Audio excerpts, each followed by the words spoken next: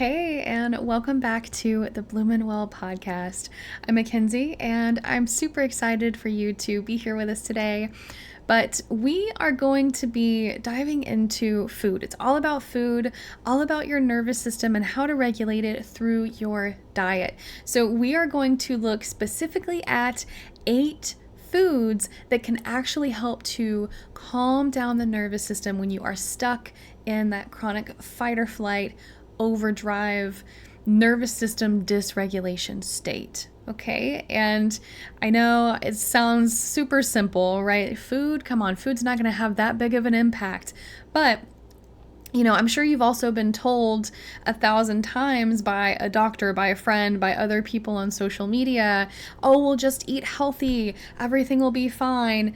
And that advice is not super helpful, right? Because it's not necessarily giving you specific actionable steps. It's just very general, eat healthy.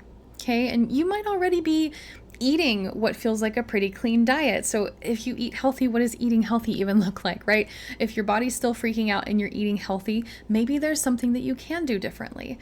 So today's episode is designed to do just that. It is designed to be different, to go over 8 specific foods and to help you regulate your nervous system in a different way, other than, the box breathing that we see going around everywhere. So let's go ahead and start with a little bit of context to bring everything into view, right? To help it make more sense to you guys.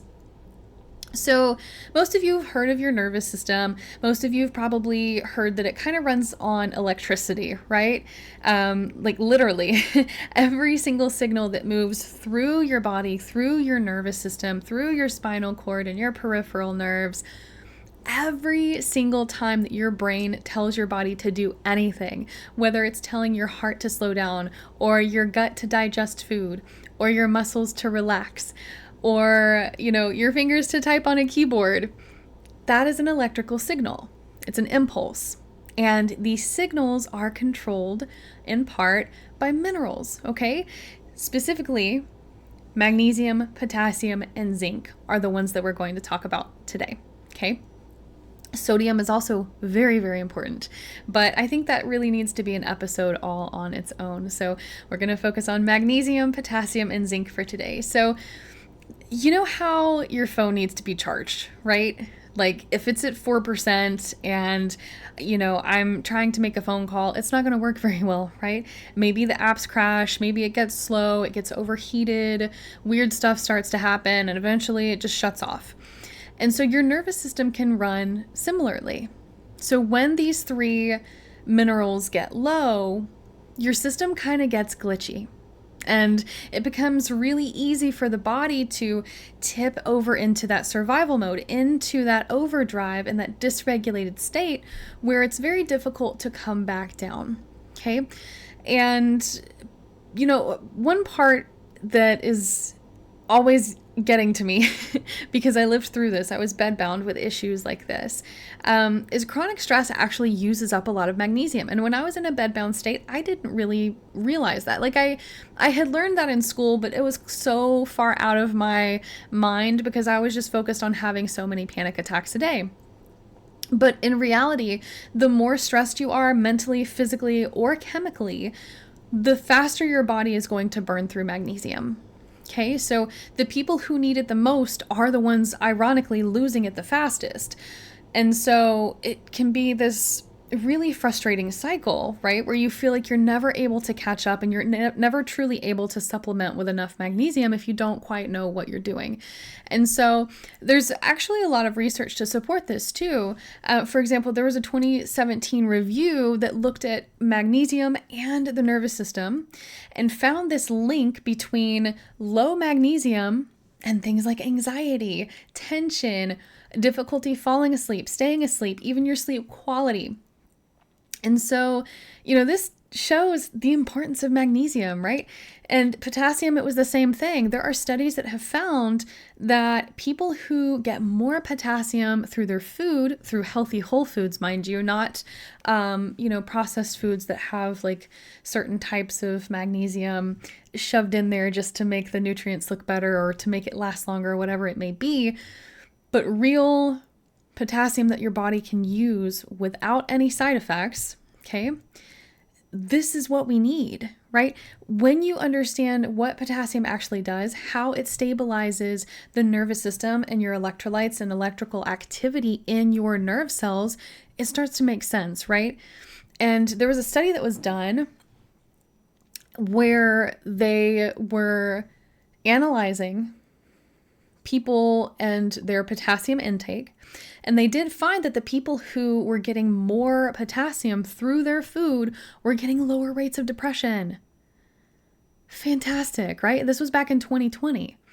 So keeping those things in the background of your mind, let's actually move forward and start to talk about the foods that you can use to start supplementing with magnesium.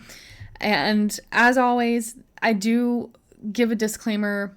I am not telling you what to do.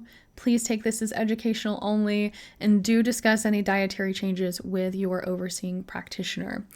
So, one of the most important foods that we can get is dark leafy greens. Okay, and I know they kind of get a bad rep in some health and wellness circles because of oxalate content or because of histamine content, or, the fact that they're histamine liberators.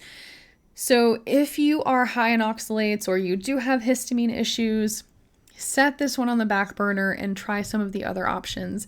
But if that is not the case, spinach, Swiss chard, kale, these are hands down some of the highest sources of magnesium that you can get from food. And again, remember, magnesium supports something that is called GABA in the brain. And so GABA is this kind of like a stand down signal. Okay. So it tells your nervous system, hey, the threat's gone. We can calm down. We can relax. We can shift into that parasympathetic mode and slowly press on that brake pedal. And so when your magnesium is actually low, GABA activity drops.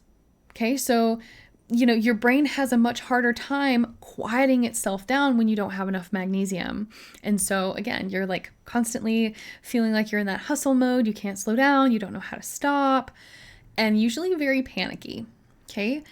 And so dark leafy greens like the spinach, the Swiss chard, the kale are kind of like you refilling that little magnesium tank, right? Giving it some minerals that can help it do that job.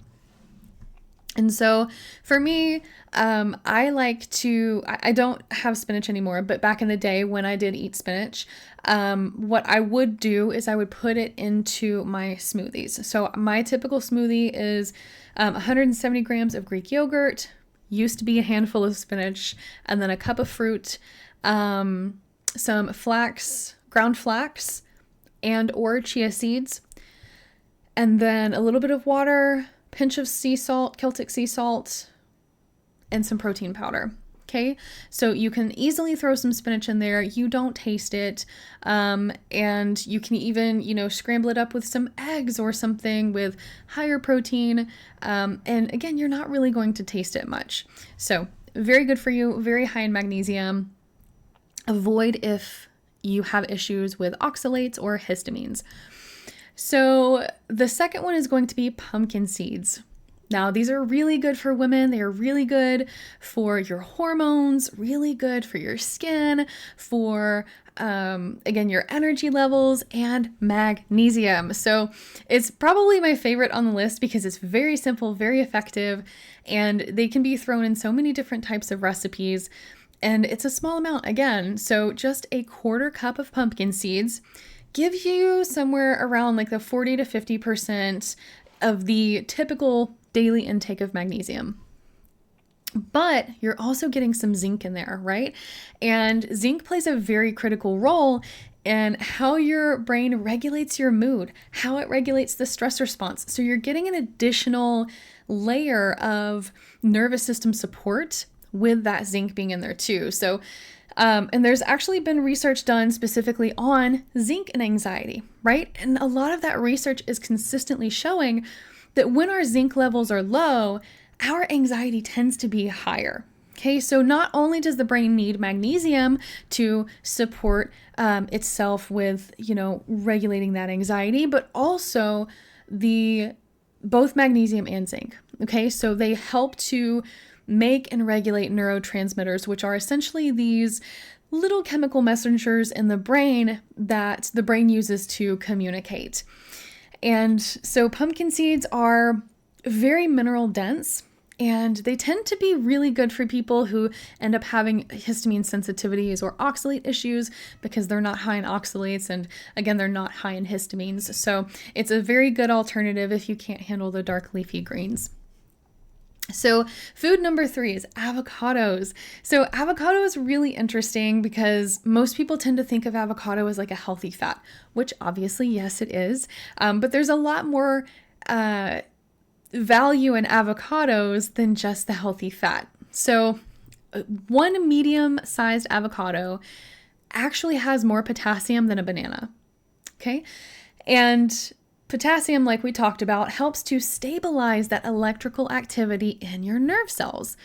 But yes, the fat matters too, right? Because your brain is mostly made up of fat, right? Like it's not a metaphor. It's legitimately, even your nerve cells are surrounded in fat to help insulate and conduct those electrical signals. Okay, so it needs good dietary fat to function and to keep the cell membranes healthy and to absorb certain nutrients and to make those neurotransmitters work properly. Okay, and something else here I think is important to mention is blood sugar.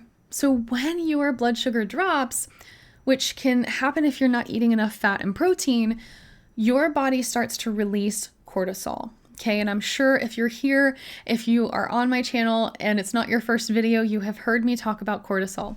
So cortisol is a stress hormone, okay? And when your blood sugar is crashing throughout the day, you are essentially triggering a stress response over and over and over again, even if nothing stressful is happening.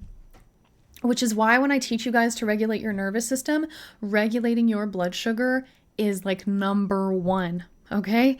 Because with insulin resistance, prediabetes, diabetes, and blood sugar dysregulation being on such a rise here, especially in America, and it going, in my opinion, underdiagnosed. So many people have insulin resistance and don't even realize it, okay? You can be skinny and have insulin resistance, okay? And I don't think a lot of people understand that or understand the importance of blood sugar regulation. So again, when your blood sugar is crashing, your body releases cortisol and tries to bring that blood sugar up by itself. And what happens when our cortisol is high? We normally have a high heart rate, high blood pressure, we're anxious, we're rigid, we're on edge. And so when we're able to regulate our blood sugar through the healthy fats and the healthy fiber that avocado has, it can help to, calm down the nervous system, bring it back to baseline, regulate the blood sugar, and we feel better. So maybe for breakfast, you have like half an avocado in the morning with some eggs and some berries. That's just something very simple and regulating for the body. Or you can throw it into a smoothie, right? It makes it really creamy. It makes it thicker. So you might need to add a little more water or oat milk, almond milk, whatever it is that you do to kind of thin out your smoothies. And that can be a way to get some extra magnesium. Okay, and we also have bananas. So we were just comparing avocados to bananas a minute ago. And I think bananas are probably what most people think about when they think about supporting with potassium. But they also have some magnesium in there, right? And one thing that also makes bananas very useful for supporting the nervous system and its function is not just the magnesium and it's not just the potassium, but also the vitamin B6.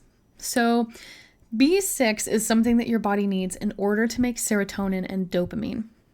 Okay, so serotonin and dopamine are kind of like happy chemicals. They help your brain, they help you to make decisions, to feel good, to be happier, to have a better outlook on life, right? They help to stabilize your mood and help you to function in your daily life. And so without enough B6, your body literally cannot produce adequate amounts of these neurotransmitters to help you feel calm and stable and okay. And again, I know this is probably going to be a controversial thing to say, and I'm not saying this is a fact. I'm saying I am curious if this is what's happening, because I am genuinely curious if this is what is happening. I think there is a possibility that the usage of SSRIs and SNRIs are happening because people here in America, our food quality is very poor. We are not getting enough nutrients in our diets. And I think a lot of people are being put on these antidepressants because there is an underlying nutrient deficiency that we are not fully acknowledging. Now, again, I'm not saying that as a fact. I'm saying I would like to see studies done on that, on the general American population, to see like people who are taking antidepressants, maybe do some blood work and see, well, what do their vitamin levels actually look like? Because maybe it is something as simple as supplementing with some magnesium, potassium, and B6, or changing the diet. So again, that's not the case for everyone. I'll get off that soapbox for a minute though.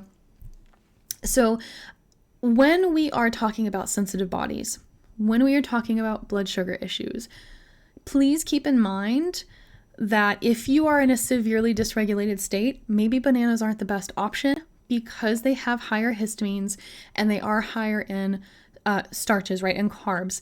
And so for some women, if you eat a banana on its own and you already have blood sugar issues, it's going to cause a blood sugar spike and then a crash, which again is triggering that cortisol response. And as we know, cortisol can increase your anxiety, increase racing thoughts, heart rate, and things like that. So if you don't have histamine issues and you can eat bananas, try to pair it with something. So maybe some almond butter or a boiled egg or a handful of those pumpkin seeds, right? And so all of those options to pair it with are going to really slow down the absorption of those carbs and give you the benefits without having the blood sugar crash. And one of my favorites is going to be almonds. So almonds are another magnesium dense food, okay, but they also have healthy fats similar to the avocados. And I keep coming back to this combination of like magnesium plus the healthy fat because for your nervous system, they work, okay? Magnesium supports GABA, that stand down signal that we talked about. And then the fat supports the actual structure of your brain and your nerve cells to conduct those signals, to tell your brain and body what to do. And so think of it like this. You cannot drive a car that has no gas and has no engine, okay? Your nervous system needs the fuel, right? It needs those minerals and it needs the structure, the fat, to actually work, or else that car is not going to go anywhere, right? You can have the body of a car and it doesn't work if there's no structure, there's no engine, and there's no fuel, okay? So 20 to 23, 25 almonds or so, which is roughly a handful, okay? And I'm not talking like the massive almonds, I'm talking about like normal almonds, not like, anyway, you can buy different brands, but so roughly a small handful is going to give you enough magnesium. And then almond butter is just absolutely my favorite. I switched from peanut butter to almond butter over a decade ago now. It is absolutely my preference as long as I'm able to add some salt in there and I can stir it in some oatmeal, add a banana on top, or again, I'm a big fan of smoothies. So chunking a heaping tablespoon of almond butter and a pinch of salt into a smoothie, fantastic too. And then we have sweet potatoes. So this one works a little bit differently than the others. Sweet potatoes are mainly helping your nervous system through blood sugar stability, okay? So while we already talked about why the blood sugar stability matters, I do want to say it again, okay? Because I think it's something people don't like to pay attention to. They stick their heads in the sand and they just kind of let it go in one ear and out the other a lot of the times. But every single time your blood sugar drops, your body sees that as a threat, okay? And so it responds by trying to protect you and releasing this cortisol, thinking the cortisol is going to save the day.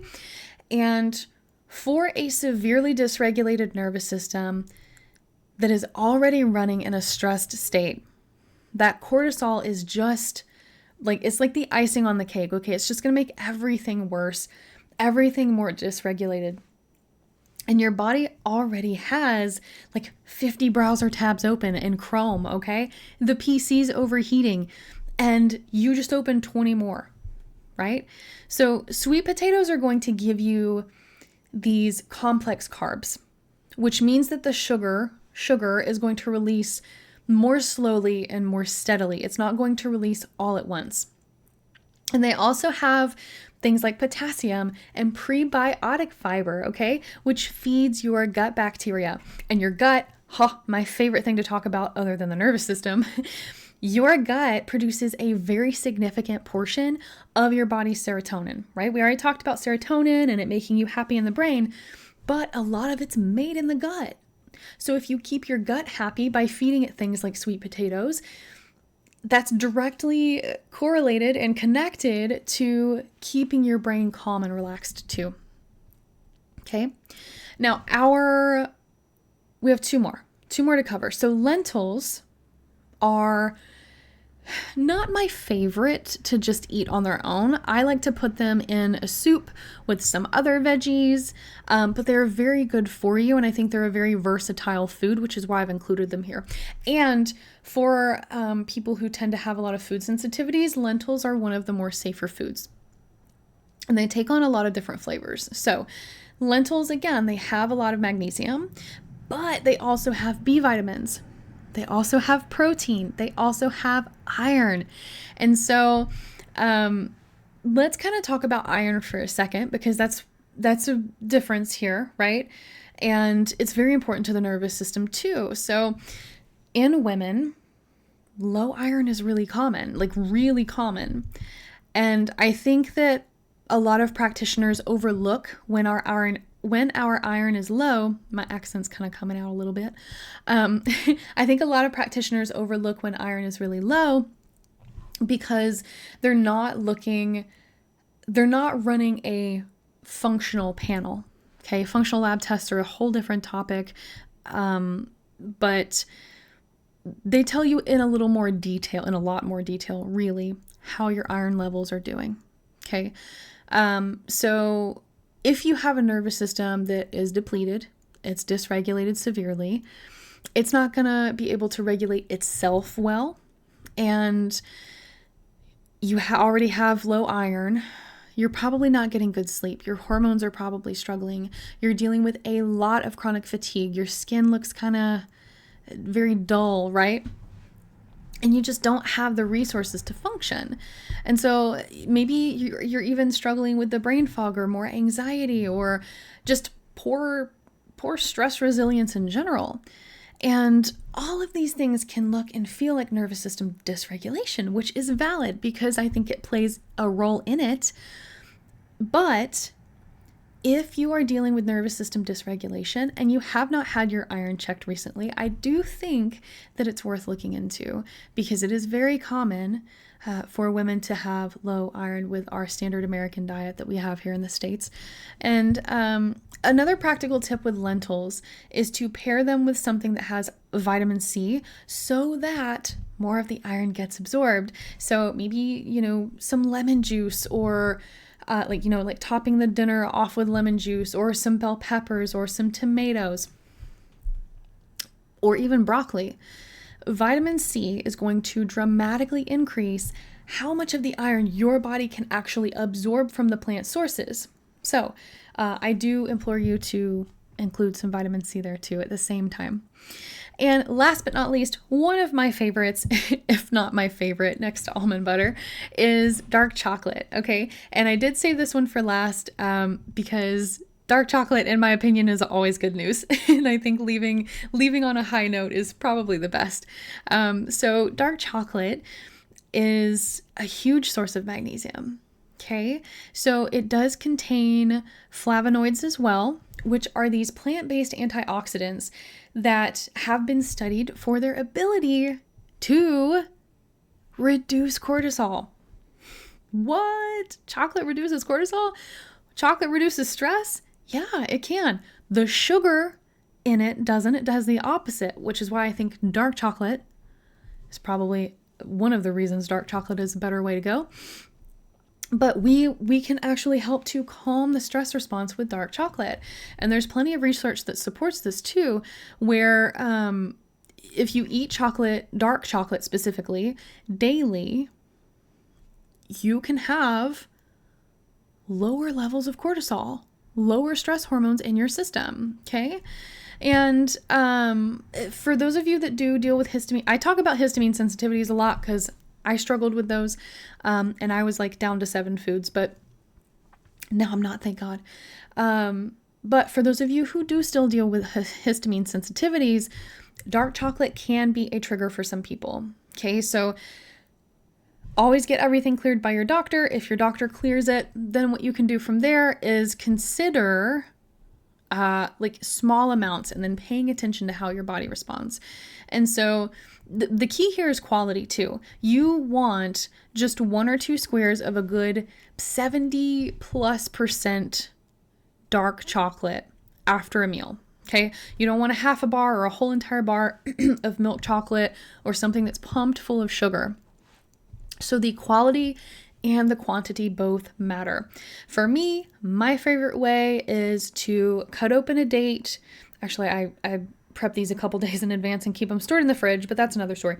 So cut open a date, remove the pit, put a little bit of almond butter in there, and then a couple of tiny pieces of dark chocolate chips, and have that for dinner before bed, or a snack before bed. It keeps my blood sugar stable at night. It tastes delicious. I'm getting my magnesium in, which helps with my sleep. And there's no refined sugar. There's no dairy. And it tastes delicious, okay? So we have officially gone through all 8 foods that help to regulate your nervous system, provide you with more magnesium.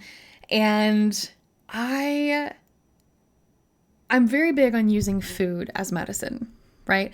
Not in place of medicine, but let food be thy medicine, right? I think a lot of people undervalue the importance of our diet, undervalue the importance of foods that go into our body on a daily basis, and how they impact our body over time.